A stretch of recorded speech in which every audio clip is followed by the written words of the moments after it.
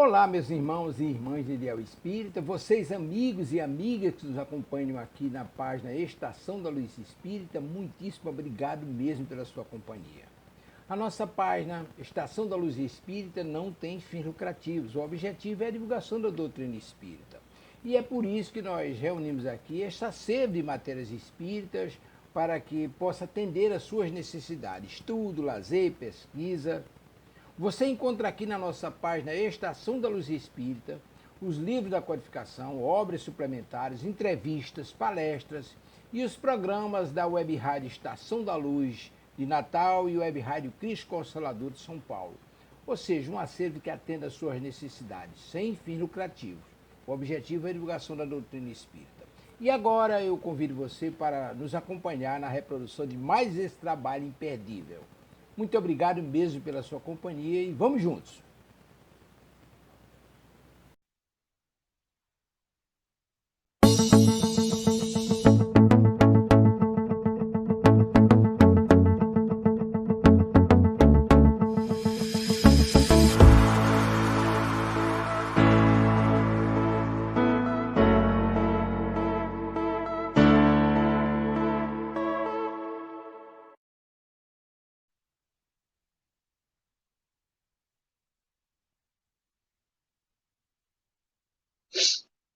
Boa noite, sejam todos muito bem-vindos a mais um programa da Web Rádio Cristo Consolador.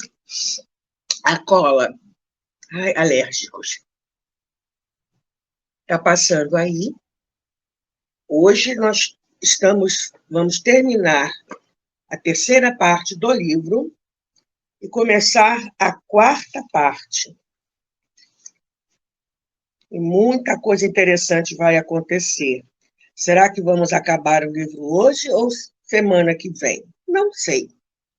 Os espíritos escrevem um parágrafo, dão um TCC de pós-doutorado. Eu vou pegar todos os meandros, todos os entretantos e emboramentes que tem dentro, né, do parágrafo. Nossa! Mas para a gente começar bem, já sei que a Mônica está por aí. Oi, Moniquinha. Vamos fazer a nossa prece?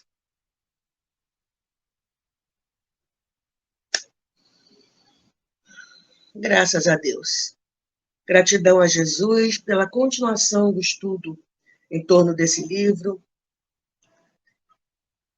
que traz tanta reflexão sobre o nosso livre-arbítrio e as consequências de tudo isso.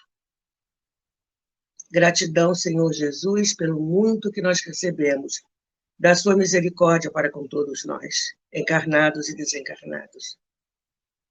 Guarda-nos, Senhor, na tua paz e no entendimento dos seus ensinamentos, e que Maria, nossa Mãe Santíssima, possa envolver a todos nós, acalmando as nossas mentes e os nossos corações, de forma que possamos apreender, um pouco que seja, de tudo isso que Bezerra de Menezes trouxe para nós nesse livro, através da mediunidade abençoada de Ivone do Amaral Pereira.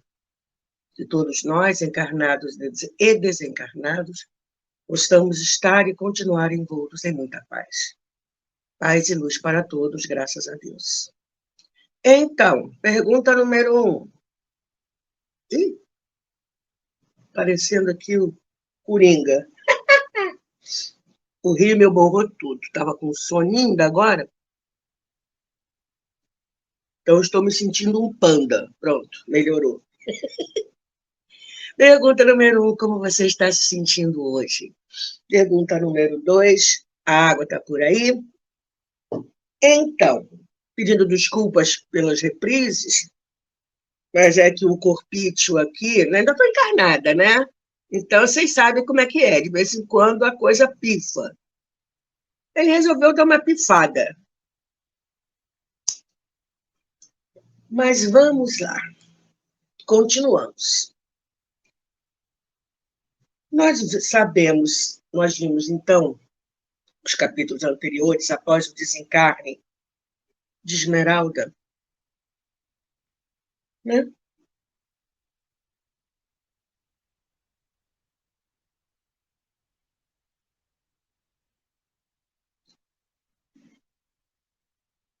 estava falando com Bezerra de Menezes ia até lá porque ele, Barbedo, fez do quarto assim um sacrário, nada se mexia desde o momento do desencarne dela, andava pelos corredores da casa chamando por ela, blasfemando por que Deus tinha feito isso com ele, né? Por que Deus a tinha machucado? Era um anjo, e tu a feriste tanto para castigar-me com mais intensa crueldade, certo? Se sou rigoroso e cruel para com meus escravos, os torturo sob minhas exigências, por que não feriste a mim, mas só a mim? Porque, vamos lembrar, ele fez tantas que um grupo de escravos desencarnou com ódio dele, e para atingi-lo, atingiram a filha.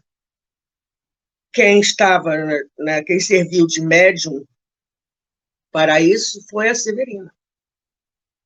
Então, a gente começa a repensar e relembrar da escolha infeliz que ele teve lá no Nordeste, ao se envolver com ela. Provavelmente ali já eram os espíritos querendo levá-la à derrocada, né? Mas ele tinha um livre-arbítrio, ele podia dizer não. Ainda por cima, a trouxe para a fazenda.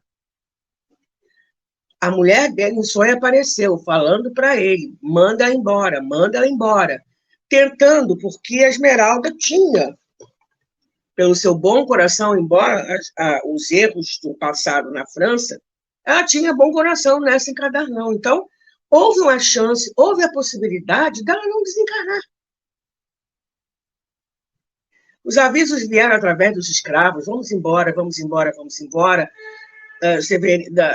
Severina faz isso, faz aquilo, ela odeia você, vamos embora, vamos embora, vamos embora, vamos embora. Mas não houve tempo.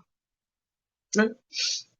Ou ela não quis, no início ela nem acreditou que a Severina pudesse fazer o que ela fez com ela, e aí deu no que deu. E o pai desesperado dentro de casa.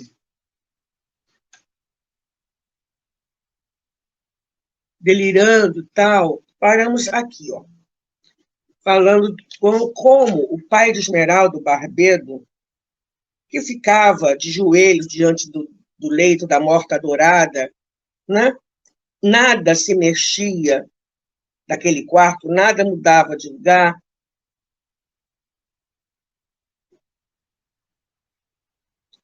Apenas quem o acompanhava era ele, Bezerra, Antônio Miguel, que era afilhado de Esmeralda, e Maria Rosa, os quais agora lhe mereciam todos os afetos, em memória do muito que Esmeralda os havia amado. Vou beber um pouquinho de água aqui. A gente até viu isso.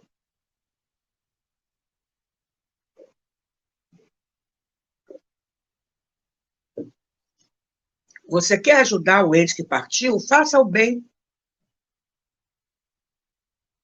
Se puder fazer até em lugar dele, em nome dele, beleza, vai direto para ele. Do contrário, as pessoas podem obsidiar o seu querido desencarnado. Por que você me deixou? Não sei viver sem você, não sei viver sem você. Volta, volta, volta, volta. Ele volta. Ele volta e começa, né, a ficar dentro de casa. Aí a obsessão se instalou já, né, entre encarnado e desencarnado. Então, paramos no seguinte parágrafo. Não raramente, porém, durante esses delírios, viam-no sair de súbito, em desalinho e alucinado, fechar os aposentos cuidadosamente, armar-se do chicote dos seus capatazes, dirigir-se a X para entender-se com as autoridades e iniciar novos e mais atrozes interrogatórios, na presunção diabólica de extorquir do genro a confissão do crime de que o supunha autor, dirigindo-se em seguida ao cemitério, onde se deixava ficar ao pé do túmulo da filha, até que a noite caísse, um pajem ou um amigo compassivamente o amparasse de retorno à casa. E, pela noite adentro, caminhando com o fantasma choroso pelos corredores do sombrio edifício.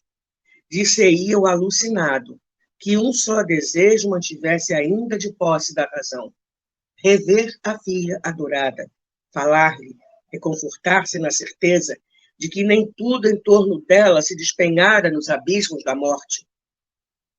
O próprio mundo, aliás, dir-se-ia que paralisara a sua rota em redor dele.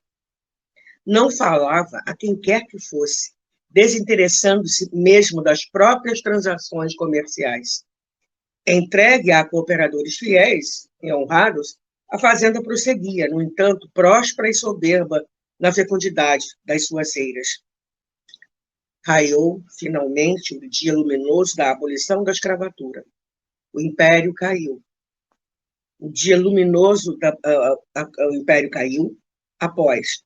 Seiva nova percorria os seios generosos da pátria brasileira. Mas meu infeliz companheiro, a tão fortes comoções assistiu sob desconcertante indiferença, absorvido por suas irreparáveis apreensões.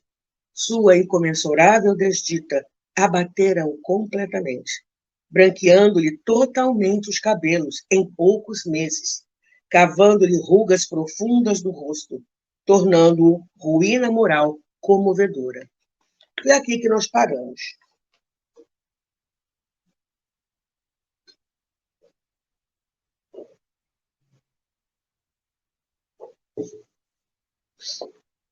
Aí continua Bezerra de Menezes nos narrando. Falou-me certa vez, desfeito em lágrimas, humilhado e comovido, diante de uma das muitas visitas que lhe fiz. Eu quisera, senhor doutor, ser o último dos meus próprios escravos, mas vendo minha filha risonha e feliz ao pé de mim, embalando nos braços do desgraçado filhinho que morreu com ela,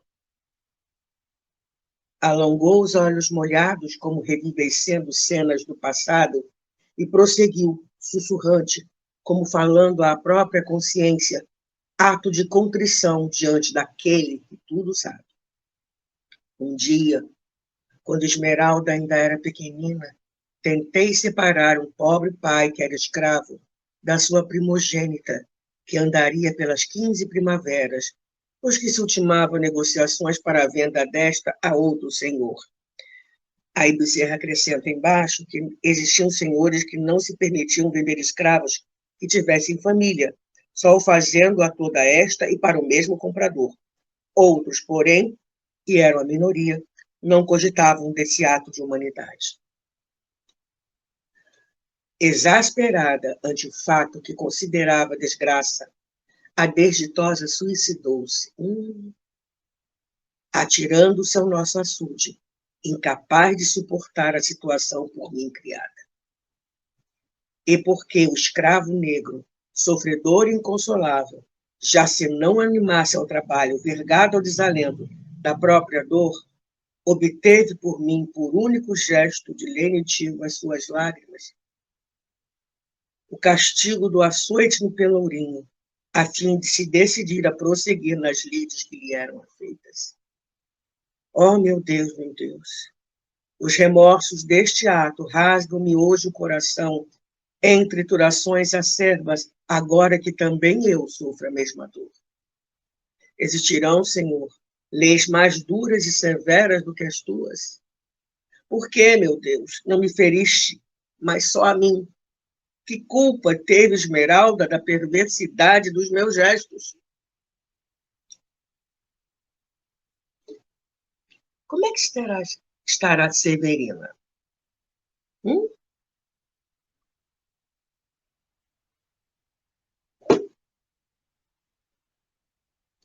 É o que Bezerra nos conta a seguir. Entre mentes, Severina Soares dir-se-ia como o marido, alucinada, como alheia aos acontecimentos.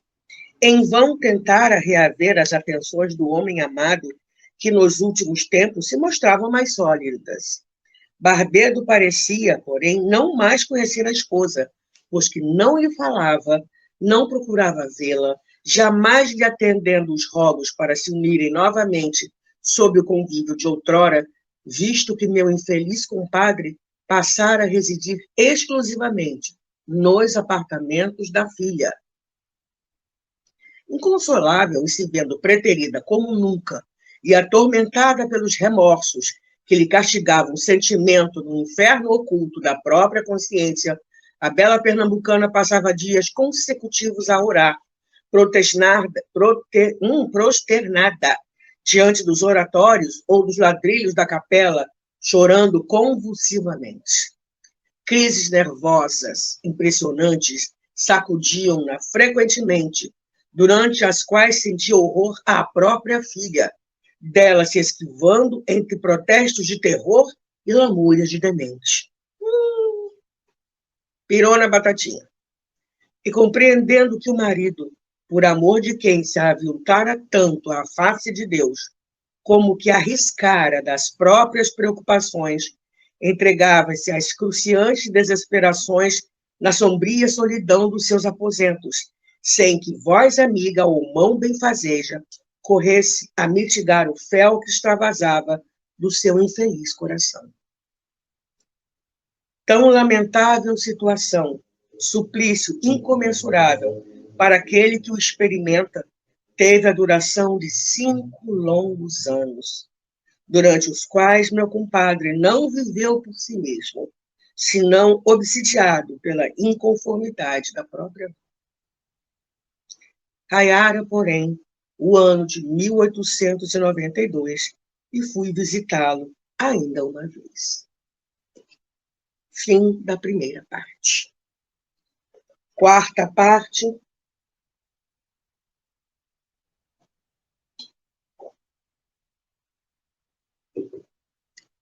Os segredos do túmulo.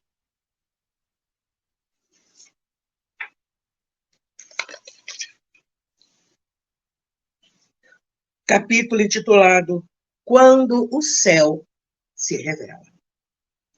Bem-aventurados os que choram, porque serão consolados. Jesus Cristo, o Novo Testamento, está em Mateus 5:5. Nos fala assim Bezerra. Antes de realmente iniciarmos o presente capítulo, voltemos aos capítulos anteriores, na sequência destas singelas exposições, à cata de pormenores valiosos para o esclarecimento e a compreensão das mesmas. Antônio Miguel assistira ao estrangulamento de sua madrinha, a quem amava com ternura, quiçá mesmo superior à que devotava a sua própria mãe. Ele estava doente, lembra? Estava febril, deitado, dormindo no sofá do quarto da Esmeralda. Era criança ainda.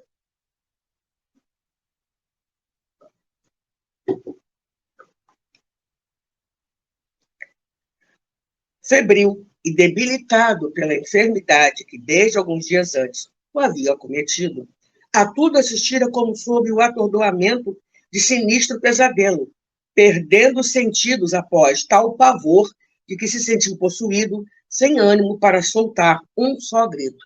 Imagina uma criança vendo isso. O estrangulamento da Esmeralda. Meu Deus do céu. Na confusão atroz que se seguiu, ninguém lhe prestou a devida atenção, senão a própria mãe, que, acorrendo ao debate da nova trágica, foi encontrá-lo semi-oculto entre almofadas e cobertores, enquanto o alarido dramático se alastrava pelo edifício através do dia todo. Entregues a crises nervosas quase possessas das trevas, que em verdade eram, Severina e sua filha, que não se atreveram a entrar no quarto após a descoberta do macabro atentado, não chegaram realmente a se inteirar da presença do pequeno liberto, ao passo que Maria Rosa, serva de confiança da morta, retirando-o dali despercebidamente, no torvelim da confusão e aterrorizada em face dos acontecimentos, ocultou-o em dependências isoladas, tratando de socorrê-lo conforme fora possível, auxiliada por velhas escravas que entendiam de funções curadoras primitivas mais eficientes. Violenta febre cerebral sobreveio ao pequeno enfermo, durante a qual Maria Rosa ouvia-o repetir, acometido de crise de terror, o nome de Severina e as informações sobre a cena trágica.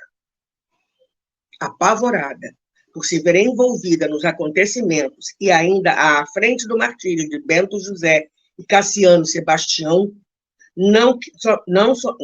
somente não desaparecera de Santa Maria devido ao terror de poder ser suspeitada do mesmo crime, mas deixou-se ficar retraída e humilhada nos serviços mais obscuros, até que Barbedo, chamando-a, fê-la continuar zelando pelos aposentos de Esmeralda.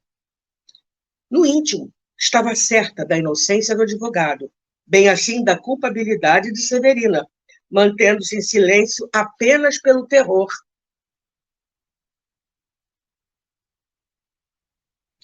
de que se vira presa. Gente, o medo dela, se eu abro a minha boca aqui, eu morro, ninguém vai acreditar em mim.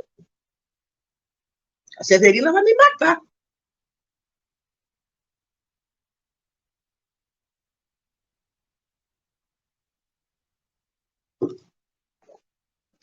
Continua Bezerra de Menezes. Nos primeiros meses que se seguiram, não consentiram o rico proprietário de Santa Maria que se tocasse num só objeto pertencente à sua filha. O próprio piano, onde poucos minutos antes de morrer executara o concerto de Mozart, acompanhando o marido, não se fechara jamais por sua ordem, porque ela o deixara aberto. Igualmente não permitira que retirassem de cima do piano a flauta em que seu desgraçado genro executara a peça magistral, movido por supersticioso respeito à morta querida. Mas, com o decorrer do tempo, Maria Rosa fora nomeada zeladora do recinto, considerado sacrário pelo inconsolável pai, sob a condição de tudo conservar como se encontrava, até mesmo o desalinho do leito. Previdente e judiciosa, a boa serva preferiu tudo recobrir com amplos atoalhados, assim conservando melhor tão queridas relíquias. Com a morte de Maria Rosa, porém, ocorrida muito mais tarde e ainda em vida do comendador, tais funções passaram a ser exercidas por Antônio Miguel, as quais, religiosamente cumpridas, nos permitiram tudo observar nos primeiros capítulos desta pequena história. Ao florescer do ano de 1892, conforme já informei, visitei ainda uma vez meu infeliz compadre e amigo, ansiando por transportá-lo para a capital da República, por algo tentar em benefício do seu soerguimento moral. Verifiquei à chegada que, não obstante os 5 anos decorridos do trágico desaparecimento de minha afilhada,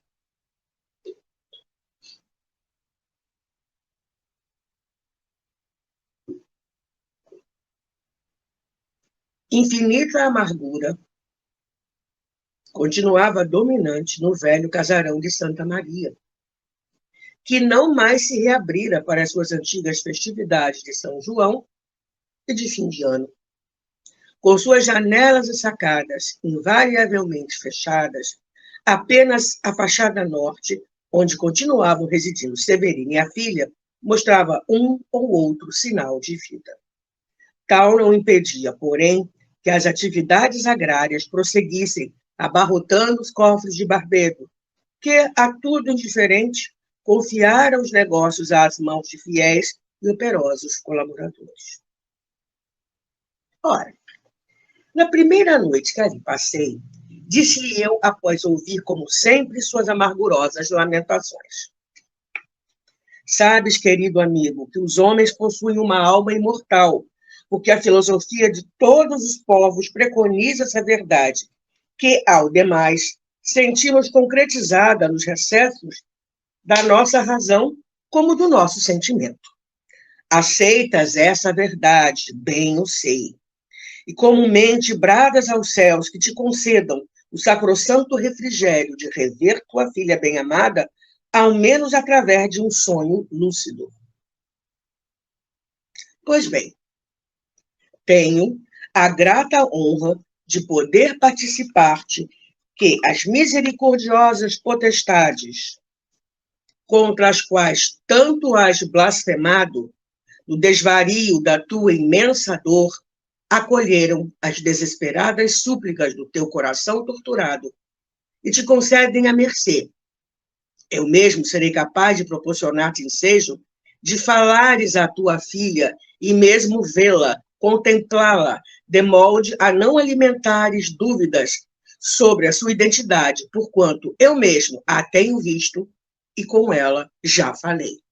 Ah, bendita doutrina espírita! Né? E os mortos voltaram, chamados mortos. A morte não existe. É uma passagem. É uma viagem. O que morre, o que acaba, que se desfaz é o corpo físico. Aquele vestido que já está todo rasgado, puído, sabe? Aquela confortável roupa de mendigo.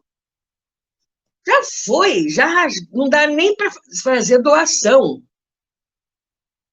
Assim, o nosso corpo, quando chega a nossa hora de cantar para subir, gente. Não tem como. No entanto, nós, espíritos imortais que somos, continuaremos. Vamos embora. Eternidade para frente. Vamos embora. Imortal é uma energia, a energia não acaba, se transforma. Gente, já parou para pensar a maravilha que nós somos? O pacote completo. 70 trilhões de células a cada nova encarnação. Zero bala, ali, bonitinha, 70 trilhões. O perispírito, que tem N possibilidades, é como se fosse uma fita dupla face. Uma face está ligada molécula a molécula, a cada uma das nossas células, os 70 trilhões de células, olha só, 70 trilhões de ligações energéticas. E do outro lado está ligado a mim, espírito, eu, espírito, não ao meu espírito. A gente tem muito, popularmente a gente fala meu espírito, mas, gente, não é o meu espírito, até está nos livros espíritas, veio do francês e tal, né, moi, espírito, ok, mas entenda-se que sou eu, espírito, né? E aquele sanduíche. E tudo isso aqui no corpo físico. Dona Ivone do Amaral Pereira, a gente já viu isso em um livro anterior, quando ela saiu do corpo físico desligada, ela estava em transe, Bezerra de Menezes foi buscá-la, atraiu-a para fora do corpo físico. Perdão, fui no dentista hoje e o curativo está soltando uns pedacinhos. Vamos lá. Tá vendo como é que é tão informal aqui? Estou em casa, não tem o menor problema. Estou bebendo uma água que isso aqui sai.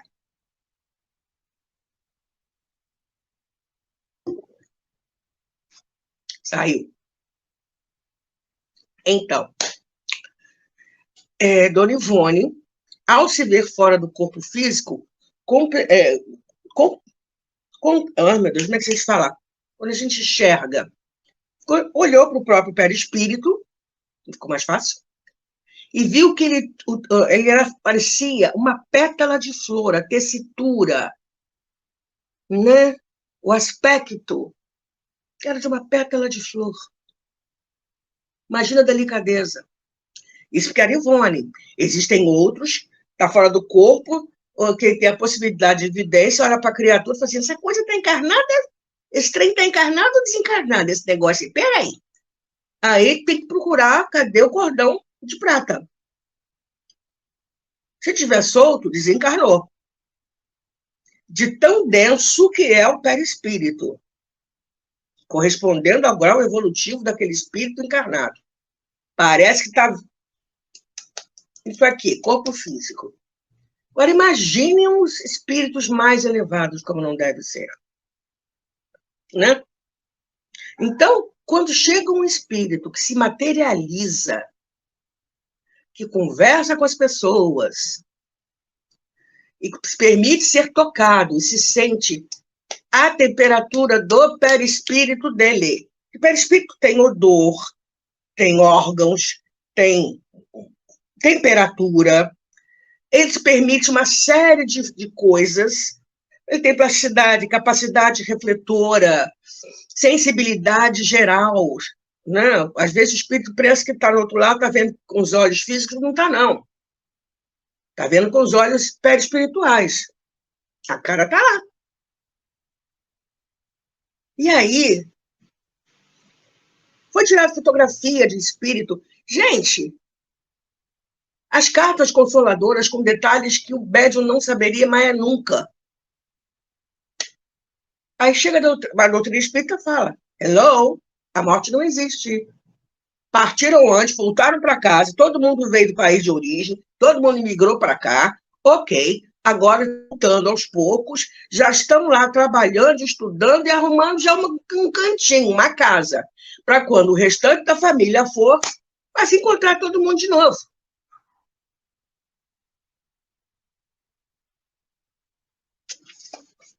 Né? E aí, continua Bezerra de Menezes falando assim, convidei-o, ou seja, convidou o Barbedão,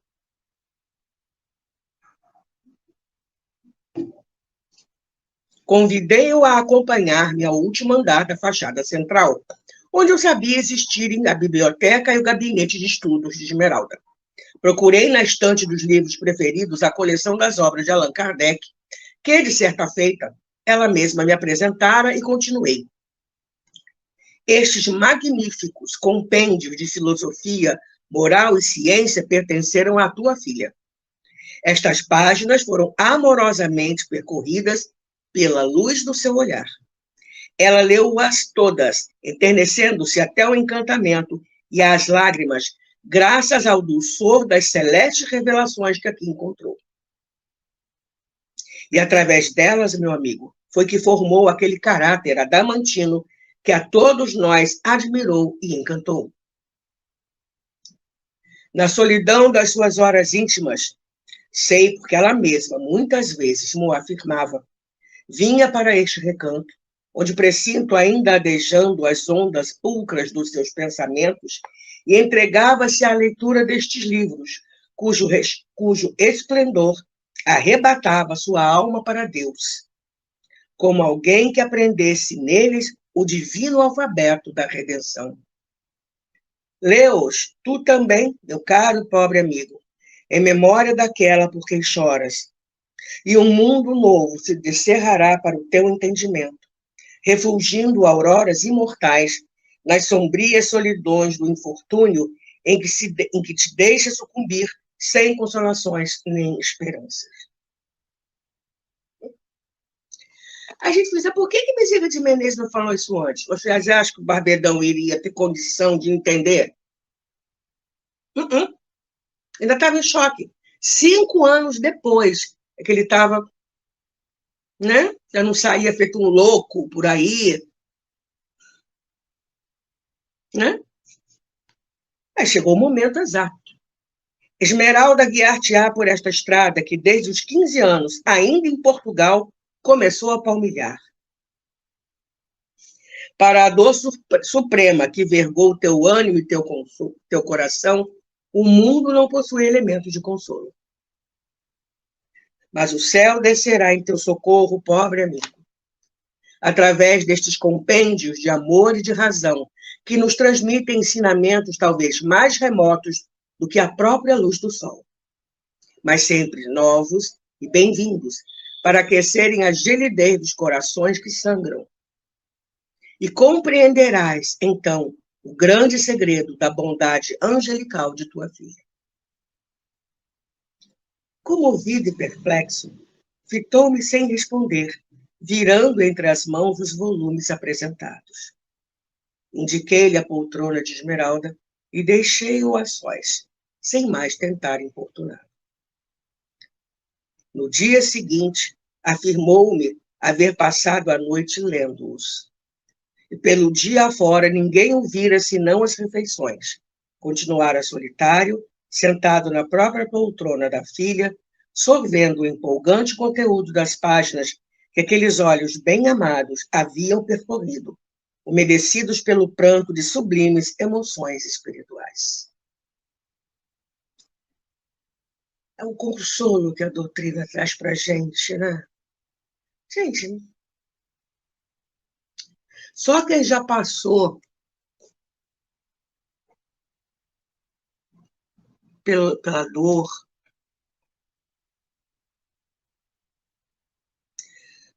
os problemas que chegam para a gente, às vezes, né? As vicissitudes da vida, isso todo mundo passa. Quando a gente está doente, quando a gente está se sentindo fragilizado, como está lá no Evangelho segundo o Espiritismo, deixa eu ver se eu acho ele aqui, está aqui. Lá no capítulo 6.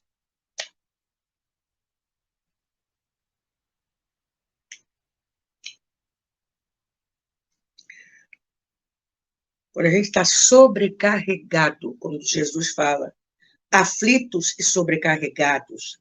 E Kardec, né, aprofunda todos os sofrimentos, misérias, decepções. Quem não teve isso, gente? Dores físicas, perdas de seres amados, encontram consolação e a fé no futuro, em a confiança na justiça de Deus que o Cristo veio ensinar aos homens. Aquele que duvida, né, que aí mesmo que a coisa desaba. Nenhuma esperança lhe mitiga o amargor. Foi isso que levou Jesus a dizer: vinde a mim, todos vós que estáis fatigados, que eu vos aliviarei. Né? E aí, as mensagens do Espírito de Verdade.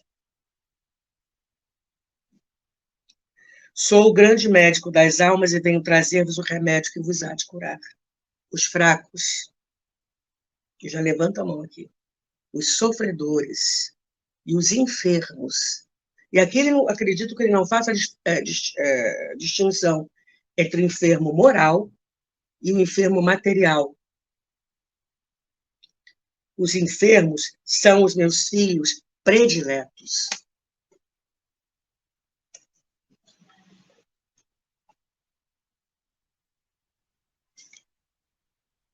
Né? Então, voltamos para cá, para a doutrina espírita. No dia seguinte, afirmou, retomando o diálogo, não, o que Bezerra nos conta. No dia seguinte, afirmou-me haver passado a noite lendo-os.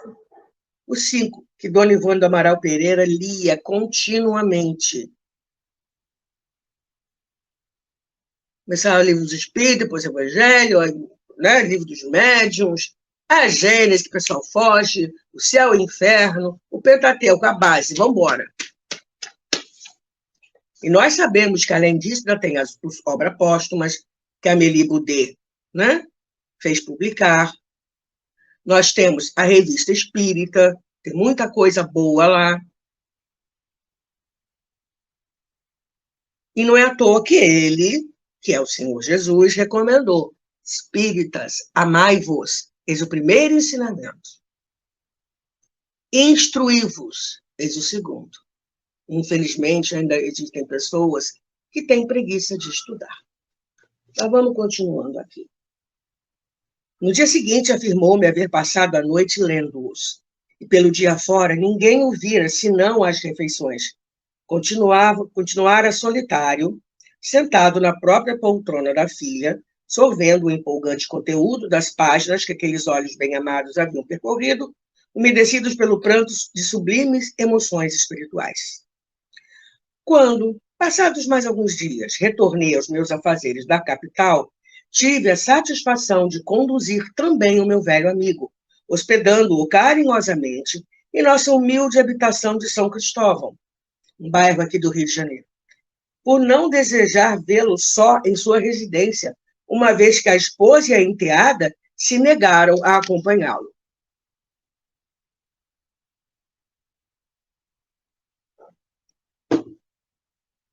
Por esse tempo, existia na capital do país um médium portador de peregrinas qualidades morais e vastos cabedais psíquicos que dele faziam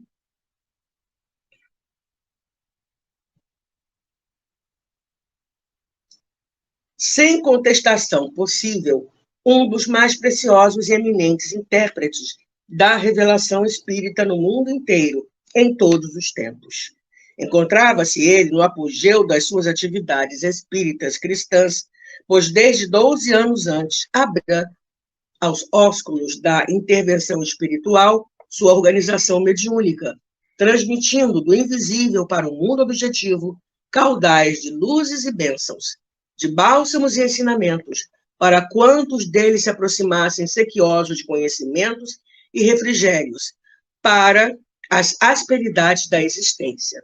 Chamava-se ele Frederico Pereira da Silva Júnior, amplamente relacionado e mais conhecido como a singela abreviatura de Frederico Júnior.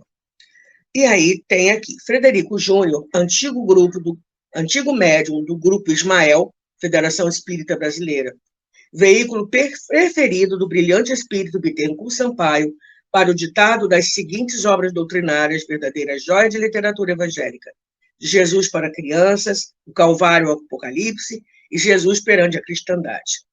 Também, por seu intermédio, foi ditada por vários espíritos de escola grande parte da preciosa obra Novas Elucidações Evangélicas, compiladas e organizadas pelo eminente espírita Dr. Antônio Luiz Saião, iniciando seu apostolado aos 21 anos de idade, no ano de 1878, na antiga Sociedade Deus, Cristo e Caridade do Rio de Janeiro, e portador de vários dons mediúnicos, dedicou-se com incansável devotamento aos labores da sua fé, não se detendo jamais, nem mesmo diante dos sacrifícios. Pobre, humilde, esse médium, que muito sofreu e chorou, transformou as próprias lágrimas em refrigérios para os sofredores que encontrava, dando-lhes tudo quanto sua mediunidade obtinha das fontes puras do além. E, após enfermidade dolorosa, faleceu na paz do Senhor em 1914, depois de 36 anos de devotamento abnegado à causa da verdade, com a idade de 57 anos. Desencarnou novo, né?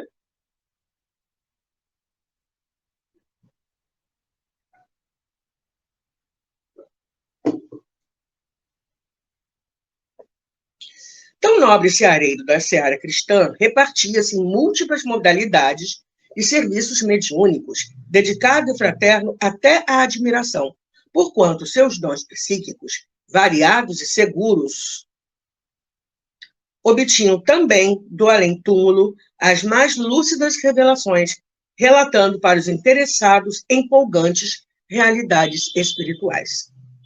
Entendi, por isso mesmo, ensejar ao meu sofredor compadre e amigo uma conversação particular com esse digno intérprete da luz, pois que seria certamente serviço prestado ao amor, como à fraternidade, visto que, em todo o decurso de minha longa existência, não me fora dado jamais encontrar inconformação mais rude diante da morte, dor mais áspera e profunda que aquelas que sacudiam a alma altiva de Antônio de Barbedo, sem, contudo, e para sua maior tortura, livrá-lo do dever de continuar arrastando a própria vida através da existência.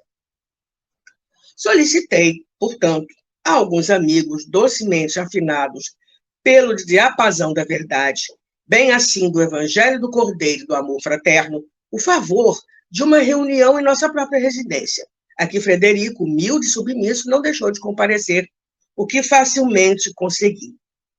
E, desarticulado nesse ambiente novíssimo, inédito para as suas antiquadas concepções religiosas ou filosóficas, já abaladas pela truculência do infortúnio contra o qual bracejava, meu compadre portou-se, no entanto, dentro da sua tradicional e impecável distinção social, não resistindo, porém, à intromissão de um pranto vigoroso e dolorido, quando minhas súplicas ao amoroso onipotente lembraram o nome querido de minha afilhada, bem assim os de seu infeliz esposo e do liberto Cassiano, igualados no seio da morte, como nos ditames de nossas orações. Fossem estes últimos criminosos ou não, pusesse ou não pusesse reparo em nossas atitudes o preconceituoso entendimento do rico titular presente. Subitamente, o precioso veículo mediúnico, a quem eu tivera o cuidado de não informar do assunto a ser tratado na reunião, tornou-se como que espiritual, estático, olhos dilatados, como em desdobramento, e exclamou, a voz transtornada, grave, como longínqua.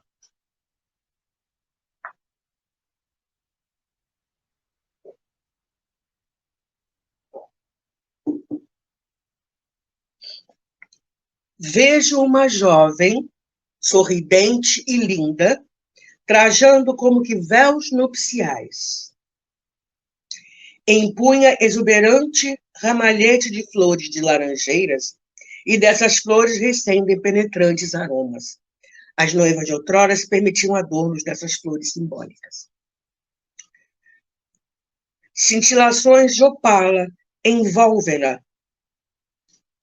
qual se imaculado luar lhe tecesse a auréola gloriosa, de charmar-se Esmeralda de Barbedo, e pede-me saudar seu pai em seu nome. Gente, eu tinha desabado no momento desse. Eu desmontava. Eu dissolvia. Imagina. Aturdido, o altivo comendador não logrou responder de pronto, permanecendo desarticulado ao contato de acontecimentos fortes e chocantes, para o evento dos quais não se encontrava ainda devidamente preparado.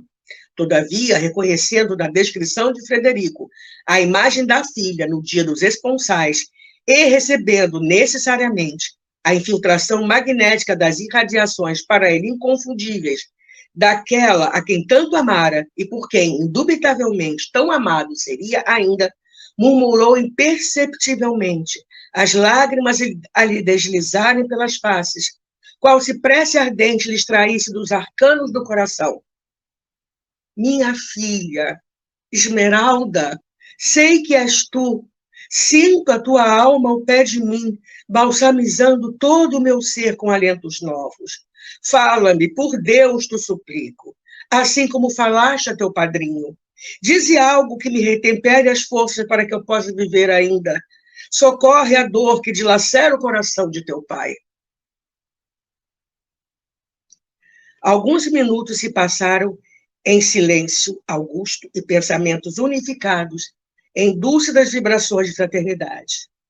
Logo após, vimos respeitosos, algo chocados e muito enternecidos, que na penumbra que se estabelecera, a mão de Esmeralda, reconhecida por seu próprio pai, como também por mim, oscilou gentilmente sobre a mesa, acariciando as cãs prematuras que ornavam a cabeça do antigo senhor de escravos.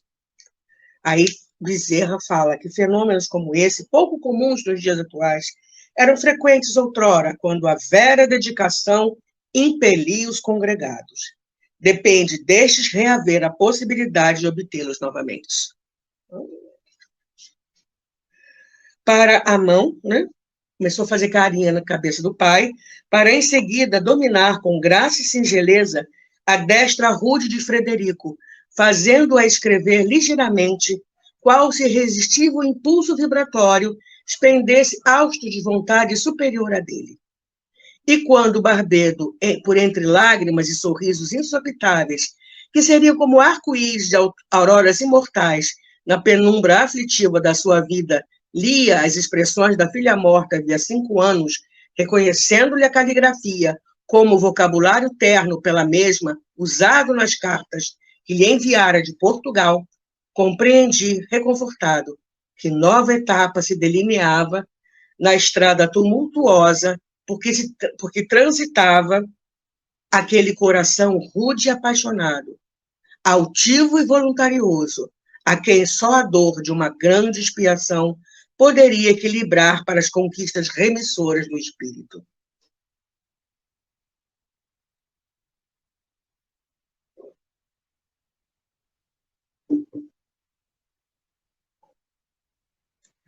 E assim foi, efetivamente.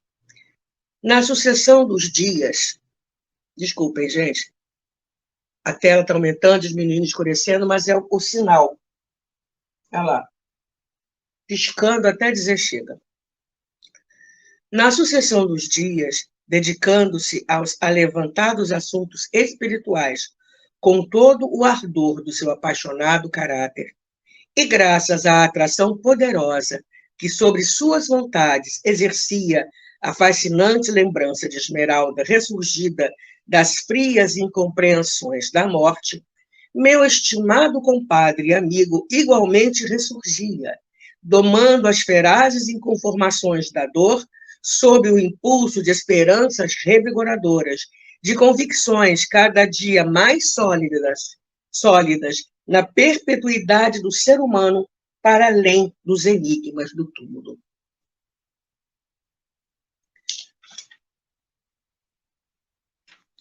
Durante um longo ano, hospedei-o prazerosamente em meu lar e agasalhei-o no coração, também ao contato de excelentes amigos que me auxiliavam no volumoso serviço de reabilitação do seu orgulhoso coração para o reajustamento nos foros da razão e da fé.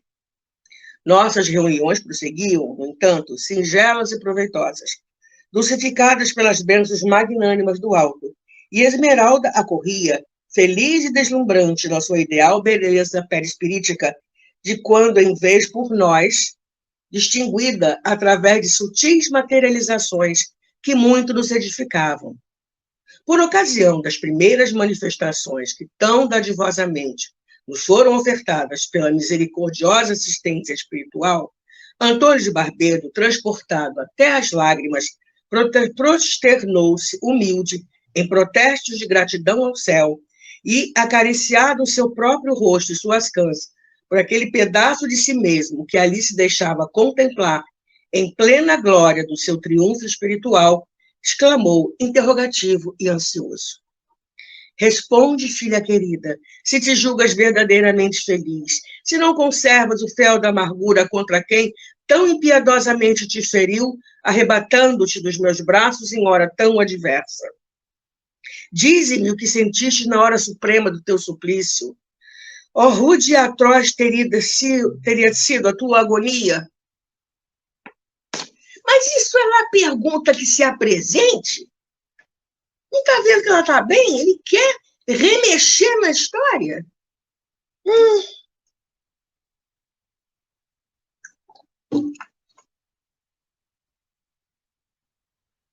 Uma nuvem de súbita tristeza envolveu por um instante o risonho semblante de além-túmulo, enquanto ouvíamos que sussurrava docemente, através do aparelho medianímico de Frederico, a cujo lado sutilmente se apresentava a encantadora aparição.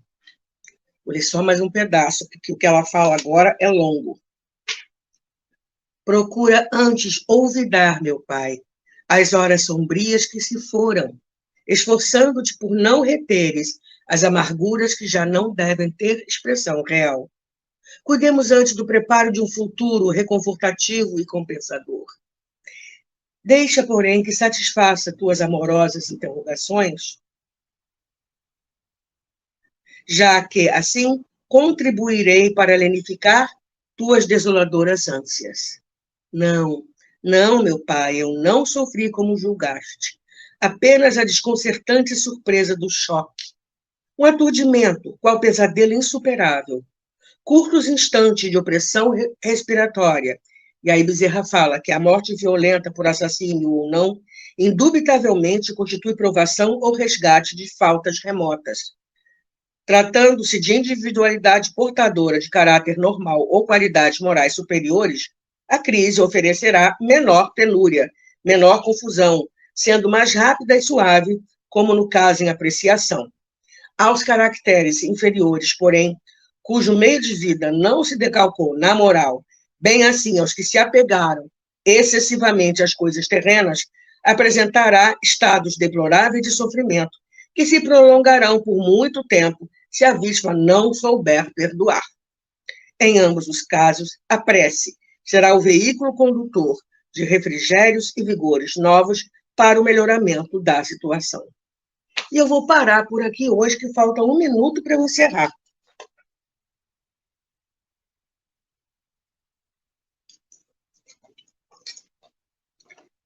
Produção, mais alguém além da Mônica? Para eu dar oi? Ou partiu prece, que eu tenho segundos só para fazer a prece.